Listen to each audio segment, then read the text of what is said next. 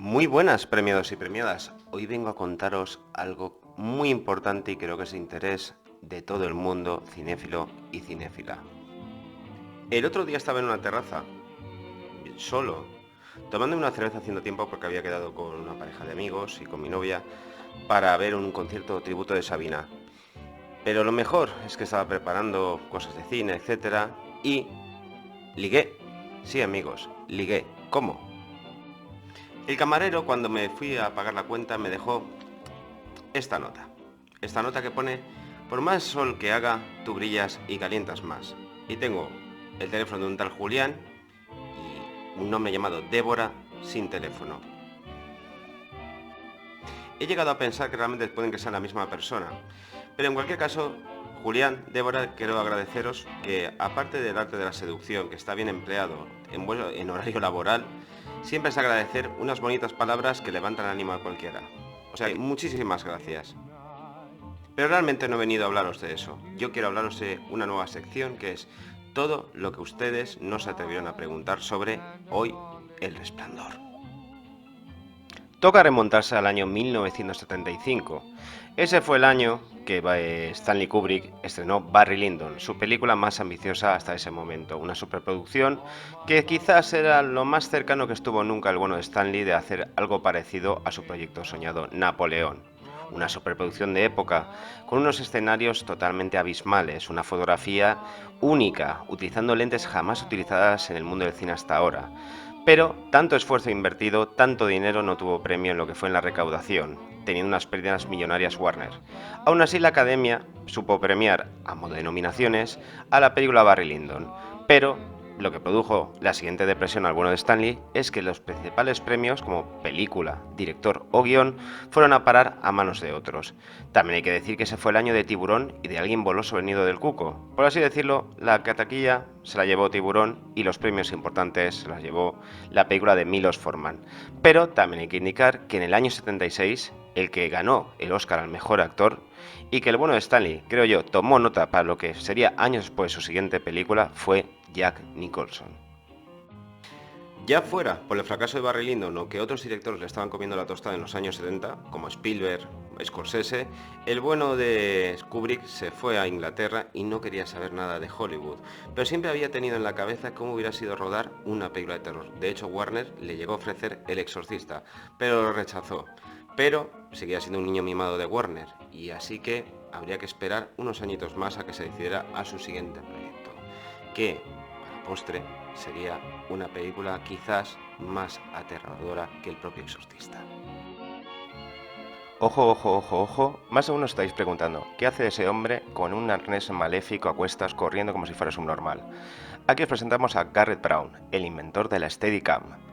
Este es el primer test que hizo con su nuevo invento, que a grandes rasgos es un arnés, que servía para meter la cámara y que estabilizara en todo momento la imagen. Podría saltar, trotar, bajar escaleras como estamos viendo a la novia del inventor, y así llegar a un punto de vista al espectador muy personal, subjetivo y totalmente inmersivo.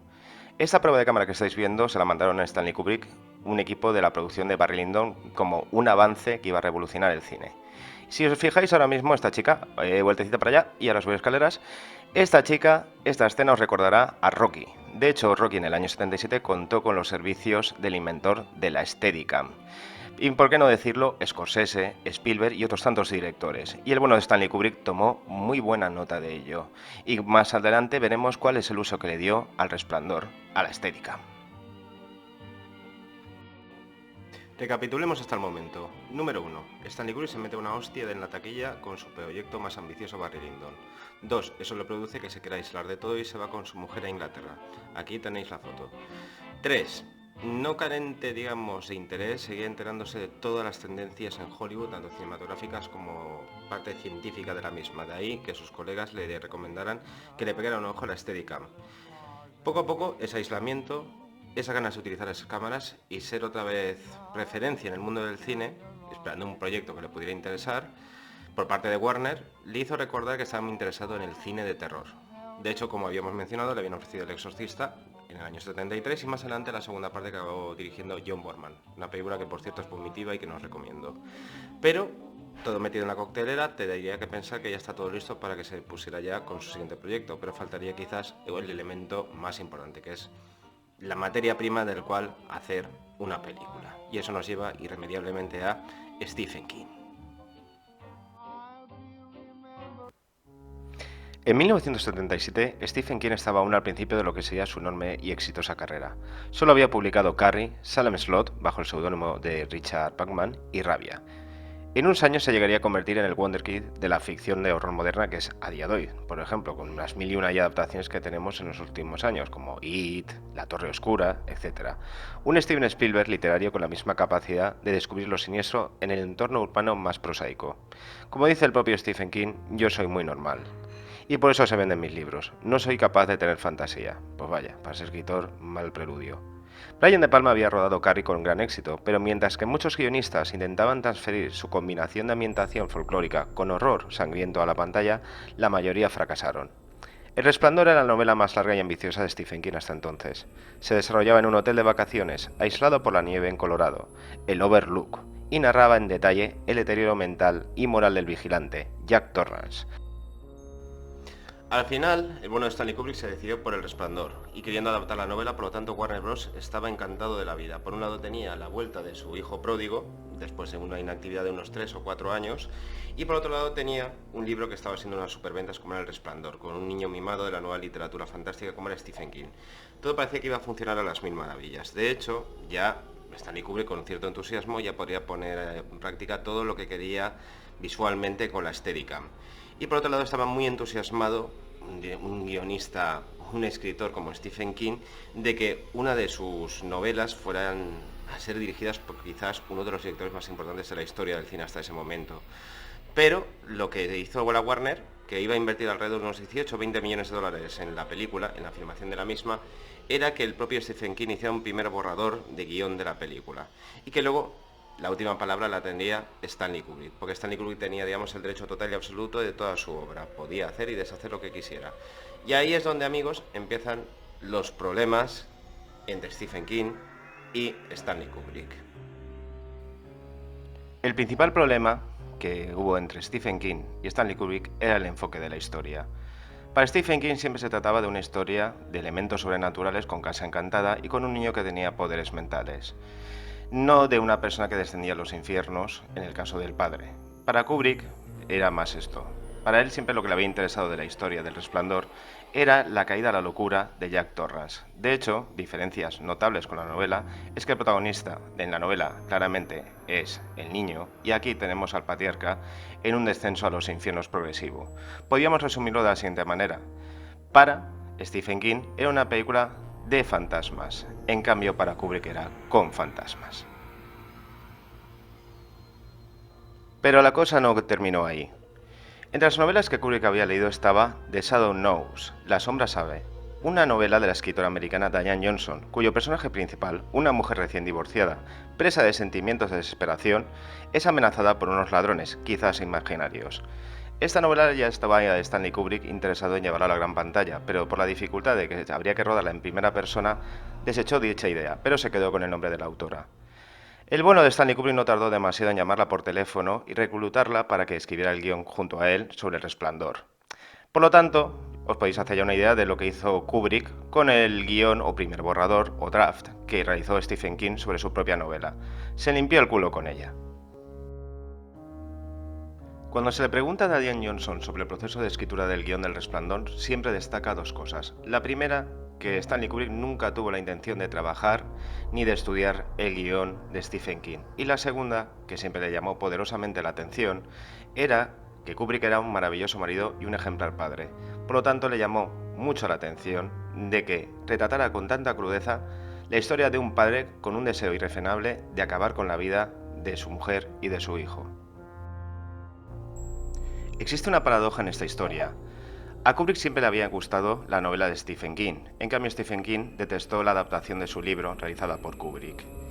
Hay que hacer una reflexión que es la siguiente. Quizás, como son dos lenguajes totalmente diferentes, la literatura y el cine, entiendo perfectamente que se le pueda permitir a un director que pueda tomar determinadas licencias creativas para en pro de la película. Con ello no se realiza un sacrilegio a la obra del autor original.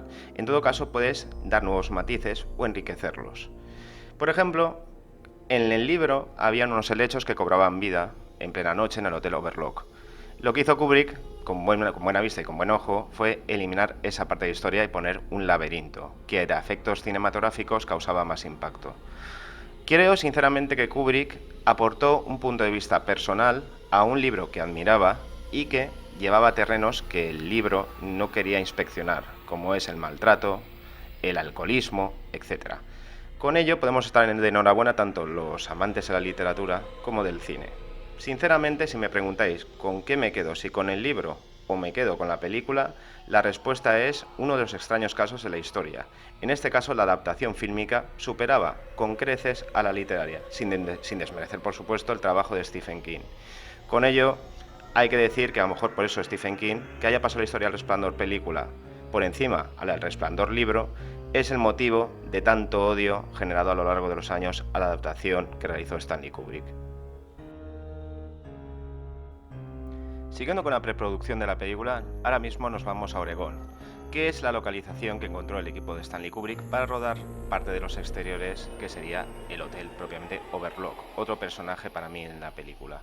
En este caso encontraron, precisamente en Oregón, el Hotel Timberlake Lodge, que como podréis ver es un hotel estacional que sigue abierto a día de hoy y que ahora, después del Resplandor, cantidades de turistas van en busca de una experiencia similar a la que sintió en la película. Así que al hotel le fue bastante bien.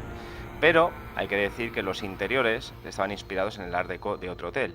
Y lejos de que se rodara la película allí, Stanley Kubrick, como no quería salir de Inglaterra, pidió a un estudio en Inglaterra, alquilándole y pagando una cantidad millonaria, de que recrearan los interiores del Art Deco del otro hotel que habíamos comentado. Por lo tanto, Stanley Kubrick nunca rodó fuera de Inglaterra.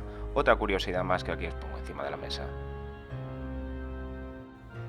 Recapitulemos. Por un lado teníamos ya el set de rodaje que el propio Stanley Kubrick ordenó que cerca de su casa, en unos estudios cercanos, le hicieran a escala real una réplica de un hotel con interiores de Art Deco, porque era un puto loco y no quería alejarse del Reino Unido. Número 2, teníamos el guión ya escrito, prescindiendo totalmente del primer borrador de Stephen King, esta vez realizado por el propio Stanley Kubrick. Y teníamos ya parte del reparto, teníamos a Shelley Duvall, que acaba de hacer Annie Hall con Woody Allen, en el papel de aguerrida madre, que luego llevaremos y comentaremos cómo le sentó el rodaje a la pobre mujer, y teníamos a Danny Lloyd en el papel de Danny, ¿de acuerdo? El niño que tenía el resplandor. Pero lo más importante era quién iba a interpretar a Jack Torrance. La Warner había sondado a Robert De Niro y a Harrison Ford, pero creo que en lo poco que estuvieron de acuerdo Stephen King y Stanley Kubrick era que su opción preferida y prácticamente la mejor opción para encarnar la locura de los actores del momento era, sin lugar a dudas, Jack Nicholson, que merece capítulo aparte en este repaso.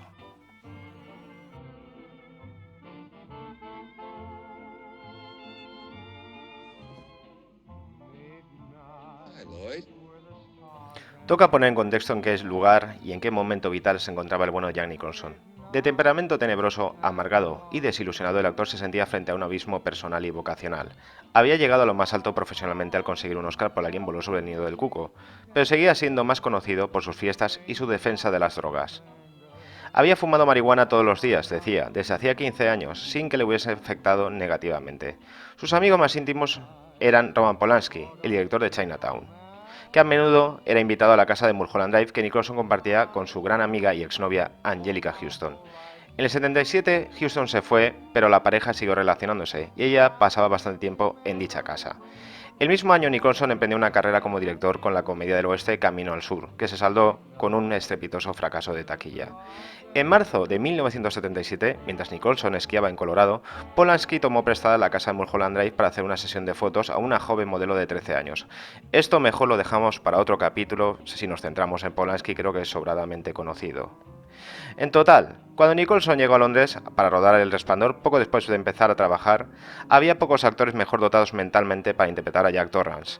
El escándalo Polanski, el fracaso de Camino del Sur, que fue recibida con escaso entusiasmo, su ruptura con Angelica Houston y recientes revelaciones sobre su infancia, que ojito, hay que leerlas, que había sido criado creyendo que su abuela era su madre y su madre su hermana mayor, se combinaron con el uso de drogas para provocar un estado mental que a la postre la película El Resplandor se beneficiaría para recrear el personaje destruido totalmente alocado que era Jack Torrance.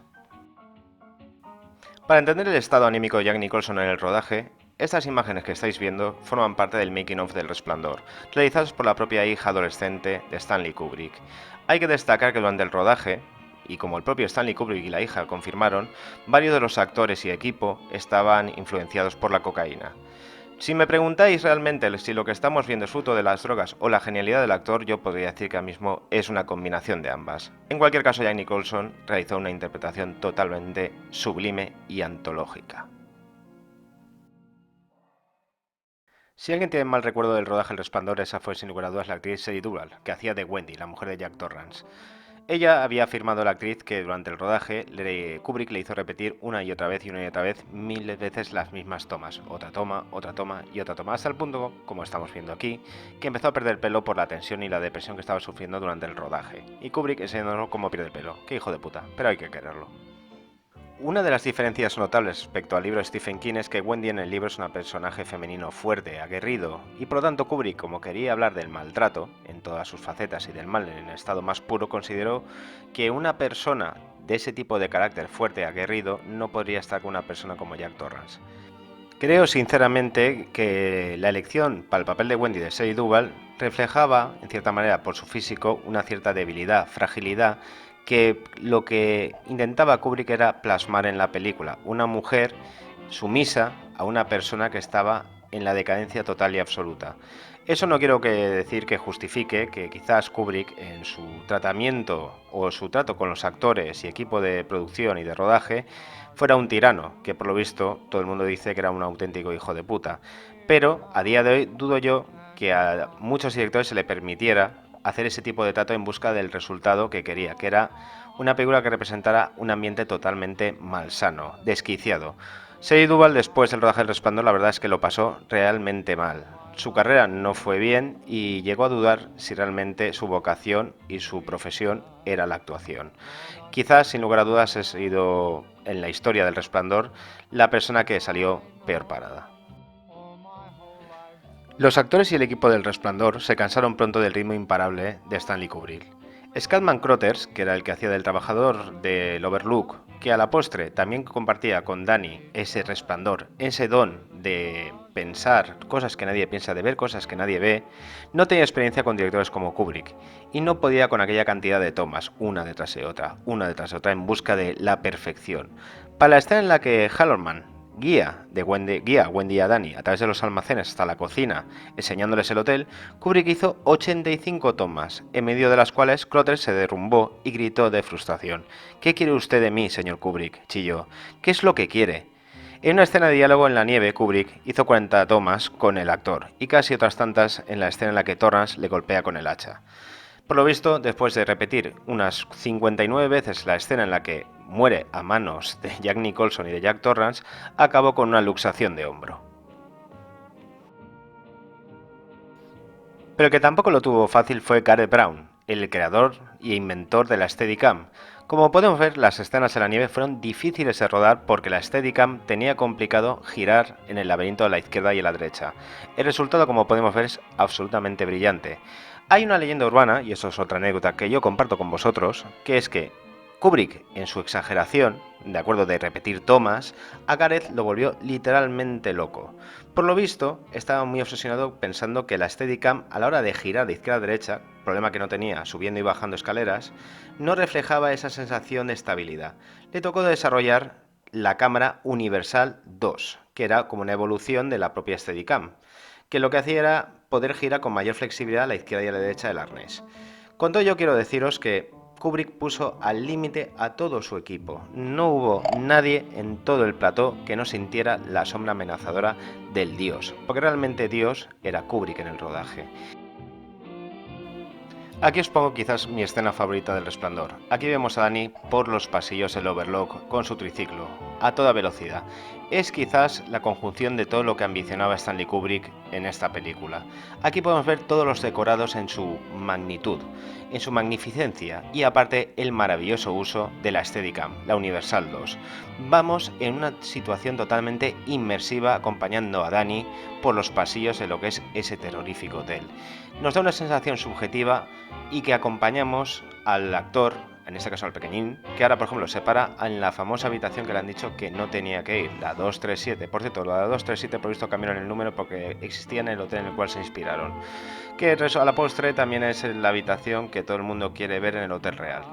Sinceramente esa escena, por el montaje, por el ritmo alocado de la estética, me parece de una brillantez sublime. Si os estáis preguntando por qué cada vez aparezco con otro look, con otro aspecto, con la barba más grande, con el pelo más largo y con diferente ropaje, es porque esto lleva mucho tiempo, llevo más de 5 días hablando de esta maravillosa película.